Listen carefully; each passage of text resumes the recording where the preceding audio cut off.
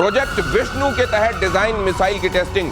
DRDO ने extended trajectory long duration hypersonic cruise missile यानी ETLDHCM का टेस्ट किया। 11,000 किलोमीटर की स्पीड से अटैक। मौजूदा ब्रह्मोस, अग्नि और आकाश से काफी एडवांस है ETLDHCM। सर, ये आने की ये क्या चीज है, क्या बला है, और अब पाकिस्तान इसको कैसे देख रहा होगा? प्रोजेक्ट विष्णु में दिनेश 12 तरह की मिसाइल्स बनेंगी, उसमें से एक ये है। और ये मिसाइल जो बनी है वो इंडिजिनस है, स्क्रैम इंजन चाहिए इसको बनाने के लिए। और एक बात याद रखिए, बैलिस्टिक और क्रूज, ये क्रूज मिसाइल है। क्रूज मिसाइल का मतलब यह है कि कोई भी radar, forget about Pakistan, China, कहीं भी इसको न तो पकड़ पाएगा, टेरेन हगिंग जा सकती है, मतलब बिल्कुल जमीन के आस जमीन से चिपक के और उसको पकड़ेंगे कैसे आप, और बीच में मैनोवर कर सकते हैं आप इसको, तो यहाँ से वहाँ भेज सकते हैं। बैलिस्टिक में प्रॉब्लम ये होती है कि उसकी प्रोजेक्टाइल होती है, एक तो टाइम मिलता है, आप देख सकते हैं जमीन के करीब होगी। ब्रह्मोस से 3 गुना कहते हैं, 8 गुना, 8 गुना स्पीड है। ब्रह्मोस से 8 गुना ध्वनि की रफ्तार से। ओह माय गॉड, 8 गुना ध्वनि की रफ्तार से 11,000 किलोमीटर। हाँ, मतलब ब्रह्मोस की रफ्तार से 3 गुना ज्यादा, आवाज की रफ्तार से 8 गुना ज्यादा। जमीन के करीब राडार तो भूल जाए किसी भी तरीके का पकड़ने से। कोई अभी तक तो कोई नहीं है। रेंज 500 को चैलेंज कर सकती है। सर, रेंज क्या है पाकिस्तान के हिसाब से, जरा रेंज समझाइए। पाकिस्तान तो 1500 2000 तक है। पाकिस्तान तो तब पार करे जब इसका तेल खत्म हो जाए। ठीक है, वो जो स्कूटर को टेढ़ा करके स्टार्ट करके निकलते हैं ना पेट्रोल पंप तक, उतने में तो पाकिस्तान को ठोक देगी। और रिजर्व लगने से भी आगे वाली स्थिति आ जाए तब भी ये पाकिस्तान को तो पार कर ही लेगी। भारतीय सेना को मिली 48,000 AK-203 गन। अभी ये AK-203 क्या है? AK-47 तो आप सुनते रहे, अभी बताएंगे हमारे एक्सपर्ट। दुनिया की सबसे खतरनाक मेड इन इंडिया राइफल। हर महीने 12,000 राइफल बनाने का टारगेट है। हर महीने 12,000 राइफलें, सालाना करीब 1.5 लाख राइफलें बनाई जाएंगी, और ये आपके ही अपने देश में अमेठी में बनाई जा रही है राइफल। बाकी बताएंगे मेजर गौरव आर्य। जी, ये जो AK सीरीज हैं, ये भारत के लिए क्यों अच्छी मानी गई? क्योंकि Indian army has been using this for a very long time. Sir, ये वही है ऑटोमेटिक क्लाशनिकोव जिसको AK कहते हैं, वही है ये सर? ये जी, अच्छा। ये वही है, रशियन है, और उसका लेटेस्ट वर्जन है AK-203, जैसे आपने बताया कि अमेठी में बन रही है। ये है 7.62 × 39, ये इसका कैलिबर है।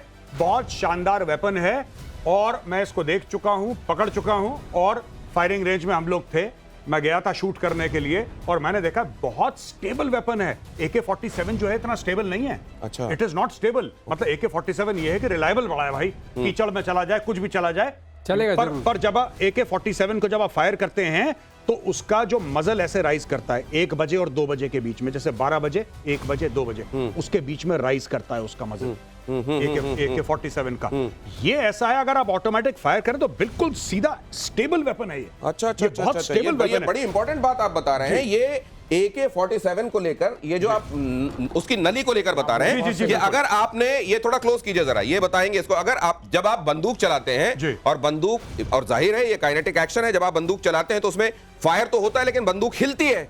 बंदूक हिलना, मेरे ख्याल से आप ये बता रहे हैं कि जब फायर किया जाता है तो बंदूक जब हिलती है, इसमें हिलन कम है। जी, मजल लिफ्ट होता है जब आप वेपन फायर करते हैं, तो मजल लिफ्ट होता है, क्योंकि लगातार ये 500-600 राउंड पर मिनट की स्पीड से फायर करता है, तो वेपन ऊपर की तरफ जाता है, ऊपर की तरफ उठता है। AK-47 में बहुत होता है ये, लेकिन AK-203 में इसका लिफ्ट बहुत कम है, और ये वेपन एकदम स्टेबल रहता है। तो जैसे आपने ये फायर करा तो ये ऐसे लगातार फायर करेगा, और लिफ्ट इसका कम है, यानी कि एक्यूरेसी बहुत ज्यादा है। मतलब आप ये कह रहे हैं कि AK-47 के साथ तो ये था कि वो कीचड़ में चला जाए, पानी में चला जाए, कहीं भी अगर चलाओगे तो चलेगा, लेकिन इसकी खासियत यह है कि चलेगी भी, और निशाना भी एकदम अचूक रहेगा, हिलेगी नहीं। और इसके लिए सबसे बड़ी बात यह है कि आपको इंडियन आर्मी को इसको कोई भी हथियार आता है आपको सिखाना पड़ेगा। इंडियन आर्मी का कोई भी जवान या अफसर, उसके आंख में पट्टी बांध दीजिए और उससे कहिए, भाई साहब ये AK सीरीज का वेपन है, वो अपनी नींद में आंख में पट्टी बांध के रात के 2 बजे उसको फायर कर लेगा। उसको सिखाने की जरूरत नहीं है, क्योंकि उसने कश्मीर में, उसने सियाचिन में, उसने नॉर्थ ईस्ट में, उसने ऑपरेशन पवन में, उसने हर जगह तो यूज कर रही है AK सिखाने की जरूरत नहीं है। AK सिखाने की, लेकिन आप इसको श्रीवास्तव सर, आत्मनिर्भरता के मामले में एक और बड़ा कदम भारत ने उठाया। बहुत बड़ा कदम। हमारी पूरी इन्फेंट्री की जो राइफल्स हैं वो अपने आप में इंडिपेंडेंट हो गई। हाँ? आप ये समझिए, एम्यूनिशन और उसको चलाने की जो चीज है, जैसे इस केस में AK-203। सर, लेकिन इतना प्रोडक्शन अगर ये हो रहा है तो क्या ये जो मौजूदा AK है उसको रिप्लेस करेगी? टोटली उसी के लिए बना है। ये इंसास जो है हमारी हाँ। 5.56 इंसास है। जी। सर बिल्कुल ठीक कह रहे हैं कि एके को भी रिप्लेस करेगी जो है। और जो हमारे पास इंसास है राइफल जो हम लोग यूज करते चले आए हैं और पिछले आई थिंक 30 इयर्स से हम लोग इस्तेमाल कर रहे हैं इंसास को, जो कि इतनी अच्छी राइफल नहीं है बाय द वे, क्योंकि मैं एके के साथ भी मैंने ऑपरेशन करे हैं, ड्यूटी करी है, और मैंने इंसास के साथ भी करी है।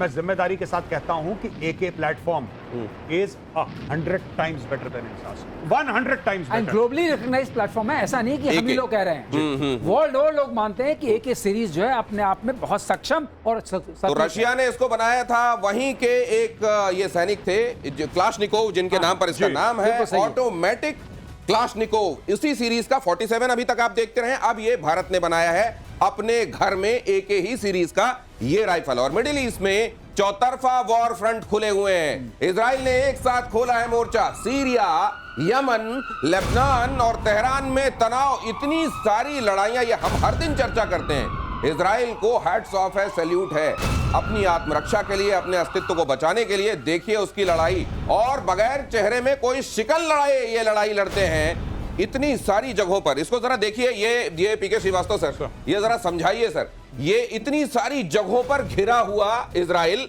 देखिए इसको, देखिए जरा इसका आकार देखिए। आज हम चर्चा कर रहे थे, अगर आप सक्षम हैं और स्वयंभू हैं वेपन्स बनाने में, तब आप किसी से भी लड़ सकते हैं। आत्मनिर्भर है, आत्मनिर्भर है। इनकी आत्मनिर्भरता है वेपन्स में, लेकिन ये एक्सपोर्ट करते हैं। ये तो अमेरिका भी बहुत ज्यादा देता अमेरिका है। भी देता है, वो भी आत्मनिर्भरता आता है। अमेरिका का अपना यहाँ पर एक इंटरेस्ट है, वो कभी इनको अकेला छोड़ नहीं सकते। इनकी वजह से ही सारे तरफ अमेरिका का स्वामित्व चलता है। लेकिन देखिए सर, लेबनान, इधर गाजा, जॉर्डन, तो सीरिया, आप एक बात और देखिए, ईरान के ही तो ये हिस्से हैं। लेकिन ये सर सारा देखिए, साजो सामान ये तो ईरान से ही जियोग्राफी आता के था। हिसाब से देखिए, हाँ। ये कहाँ इतना इसमें आ जा रहा है, और कहाँ मैं पूरा हाथ फैलाऊं तो ये नक्शे में नहीं संभाल पा रहा हूं। इसीलिए इजराइल ईरान को मार रहा है। ईरान ने इनके आसपास जब अपने ये खड़े किए मारने के लिए। एक चीज कर दूं सर मैं? हाँ। ये देखिए साहब, ये इजराइल है। एक बित्ते में आ रहा है लगभग। हाँ। और ये पूरा आपने दोनों हाथ फैला दिए। ये देखिए, ये है पूरा ईरान, पूरा, और इसने इसकी हवा बंद कर रखी है। अब आप समझ लीजिए कि क्या चल रहा है। और हवा बंद की है, और जो इसके हवा का थोड़ा भरते थे उनको भी बंद कर दिया है। इस पे जो हवा, इनकी हवा से फूले हुए जो गुब्बारे थे, इजराइल ने उनको भी फोड़ रखा है। अब यहाँ सामान पहुंच नहीं रहा है। अच्छा सर, ये वाला जज्बा जो ये रियल टाइम जज्बा है, ये है जज्बा। ये विल आती कहां से? ये विल आती है क्योंकि आप जब जानते हैं कि आपके पास कोई चारा नहीं है, हाँ। आप कहीं जा नहीं सकते हैं, ये भागे हुए हैं। आपको पता है इनके ऊपर कितना अत्याचार हुआ था जर्मनी में जब ये थे, बिल्कुल, और ये बिना स्टेटलेस थे। हाँ। यही कहते हैं जब आप स्टेटलेस होते हैं, आपको स्टेट मिलता है। तो तब सर आपकी इतने रक्षा सारे मुस्लिम देशों से घिरा हुआ इजराइल और अपने वजूद को बनाए हुए है, बचाए हुए है, मजबूत करता जा रहा है। और ये सारी स्ट्राइक्स प्रीएम्प्टिव हैं। यही तो मैं कह रहा हूं ऑपरेशन सिंदूर के बारे में, जो मैं अक्सर कहता हूं कि हम लोग कहते हैं जैश ए मोहम्मद के हेडक्वार्टर में स्विमिंग चल रही है, लश्कर वाले एक्टिव हो गए। अरे भाई, सिंपल सी बात है, जो इन्होंने सीरिया के ऊपर अटैक करा है, दमिश्क में करा है, जो इन्होंने ईरान के ऊपर करा है, सारे के सारे प्रीएम्प्टिव मामला है। इजराइल इंतजार नहीं करता कि आप आके अटैक करेंगे, फिर हमारी मीटिंग होगी, फिर हम बोलेंगे भाई कल हम तुम्हें ठोक देंगे। वो चुपचाप कर देता है, बोलता हमने कर दिया। तो जब सांप आपको डसने ही वाला है, सपोले वाली स्टेज में ही उसका इलाज कर दीजिए। मेजर गौरव आर्य ये बात लगातार कहते रहे हैं कि प्रीएम्प्टिव कीजिए। जब आपको लग रहा है कि वहां कैंप्स चल रहे हैं, वहां आतंकवादी ट्रेन किए जा रहे हैं, तो इंतजार किस बात का है? इस इंतजार में ही हमने बहुत नुकसान सहा है। अगली खबर देखिए, ईरान के तेहरान में जोरदार धमाका, पश्चिमी तेहरान के चिटगर में भीषण विस्फोट। ये ईरान के भीतर, और ईरान ये सोच रहा था कि शायद अब अमेरिकी मध्यस्थता हो गई है, इजराइल कुछ दिन तो चैन से जीने देगा। वहां जो सीधे सीधे कई बार मिसाइलें फूट जा रही हैं, वो बेचारा कह भी नहीं पा रहा है, क्योंकि ट्रंप ने अनाउंस किया है। चिटगर जो है वो भी न्यूक्लियर जितनी इनकी फैसिलिटीज हैं, जहां जहां संभावना थी, सबके आसपास विस्फोट होते जा रहे हैं, लगातार विस्फोट हो रहे हैं। अब उन्होंने बता दिया है कि अगर आपने कोशिश की, क्योंकि बीच में आवाजें आई थी ईरान से कि हम बना के रहेंगे एटम बम, हाँ, ये कहा था। तो इन्होंने कहा था हम बनाने नहीं देंगे। अब वही द्वंद्व चल रहा है और उसके चक्कर में सबकी पिटाई हुई। अच्छा, भाइयों ने कल बयान भी दिया था जो हम डिस्कस कर रहे थे। कल ईरान ने बोला था कि तुम्हें नहीं छोड़ेंगे। हाँ, ये कहा था। अब देखिए, अब इजराइल ने वहां पे, अगर हम कहते हैं कि इजराइल ने धमाका कर दिया, अगर हम मानते हैं, कल हम मुसाद की बात कर रहे थे, हम कहते हैं चलो इजराइल ने धमाका कर दिया, ईरान में। अब देखना, अब ये क्या करेंगे, ये कुछ नहीं करेंगे, एक और बयान देंगे कि अगली बार तुमने करा तो फिर तुम देख लेना, यही होगा। ये बयान बॉम्ब चलते रहेंगे, लेकिन इधर पिटाई होती रहेगी रियल टाइम। और लेबनान में देखिए क्या हो रहा है, इजराइल ने जबरदस्त हमला बोला है। वो जो मैं नक्शा दिखा रहा था आपको, एक साथ इतनी सारी लड़ाइयां, इतना छोटा सा देश। लेबनान में इजराइल का जबरदस्त हमला, नाबातिये के नजदीक ड्रोन से अटैक किया। हमले में एक गाड़ी जलकर पूरी तरह राख। एक दिन पहले हिजबुल्लाह पर एयर स्ट्राइक की थी। ईरान को संभाल रहा है, हिजबुल्लाह को संभाल रहा है, हूती को संभाल रहा है, और मेरे ख्याल से 10-12 और आ जाएं तो उनको भी संभाल लेगा। अब तो निर्द्वंद हो गया है। हाँ? ये कहते हैं ना कि अब उसने कहा मुझे कुछ नहीं देखना है। ये जितने H3 से शुरू होते हैं सबका पहले से पाएगा। हाँ? हिजबुल्लाह, हमास, हूती, जो जहां मिला वहां मारा। हाँ? और जैसे गौरव कहते हैं ना, हर कुछ प्रीएम्प्शन पे चल रहा है। हाँ? तुम मारने की तैयारी करो, लो भाई। हाँ? तो अभी हिजबुल्लाह खड़े होने की तैयारी कर और रहा है, नहीं, जो भी उसमें भी हुआ अलग था। अलग स्टेजेस हाँ। कि पहले तो ये इस तरह की फोड़ाई होगी, अगर और स्मार्ट बनना चाहोगे तो पता चला जिस फोन को तुम इस्तेमाल कर रहे हो वही फूटना शुरू हो जाएगा। फूटना शुरू हो जाएगा। हो चुका है, पेजर फट चुका है, पेजर फट फोन चुका क्यों है। नहीं? हाँ वही। लेकिन ये कैसे तय किया जाता होगा कि इस समय कितना रखना है, कितने बम और मिसाइलें फोड़नी है। अब पेजर फोड़ने लगना है, अब अंदर जाके जहां वो घर में किसी अपार्टमेंट में रह रहे हैं वहां बेडरूम में मार देना है प्रिसिशन ये स्ट्राइक। भाई लोग दही जमने नहीं देते इजरायली, इनकी एक खासियत है, ये दही नहीं जमने देते इनको। ये अब देखिएगा, ऐसा लगता है जैसे बंदे के 10 हाथ हैं, 10 हाथ में 10 तलवारें हैं और 10 अलग दुश्मनों से लड़ रहा है, और खुश भी है, वो खुश भी है, वो मुस्कुरा भी रहा है। ठीक है, अब बीच में देखिए। भी जा रहा है। हाँ, वो बीच में भी जा रहा है। ये लेबनान को भी ठोक रहा है जहां पे उसने बोला सीज फायर, ये गाजा को भी ठोक रहा है जिसमें उसने बोला सीज फायर, ये ईरान को भी ठोक रहा है जिसमें बोला सीज फायर। फिर अमेरिकन ने बोल दिया यार तुमने सीरिया में बम मारा, ये तो बहुत गलत चीज है। अनाउंस भी कर दिया पीट हेगसेथ ने कि आज रात तक सब कुछ बंद हो जाएगा। भाई ने बात नहीं करी, भाई ने अनाउंस कर दिया। ट्रंप का चेला है वो, कि फिर कल मिसाइल मार देंगे सीरिया में। ये आज की लाइन ऑफ द डे है। लेकिन दही नहीं जमने देता इजराइल, और दही जमने भी नहीं देना चाहिए दुश्मनों का।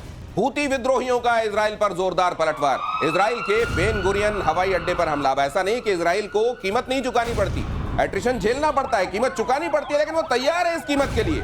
बैलिस्टिक मिसाइल और 2 ड्रोन से किया गया अटैक, ये एक बड़ी खासियत। जब हम ये कहते हैं कि हमको सीखना चाहिए इजराइल से, तो ये भी सीखना चाहिए कि ऐसा नहीं कि सब कुछ हंकी डोरी है, सब कुछ बड़ा अच्छा चल रहा है, बस कोई नुकसान झेलना ही नहीं पड़ता। वो नुकसान झेलते हुए भी मुस्कुराता है इजराइल, और ये वहां की आदत में शुमार हो गया है। नहीं बिल्कुल, और ये हमें करना चाहिए। जब ऑपरेशन सिंदूर हुआ था, ऑपरेशन सिंदूर होने के बाद सब लोग, मुझे 50 कॉल आए, कितने रफेल गिर गए।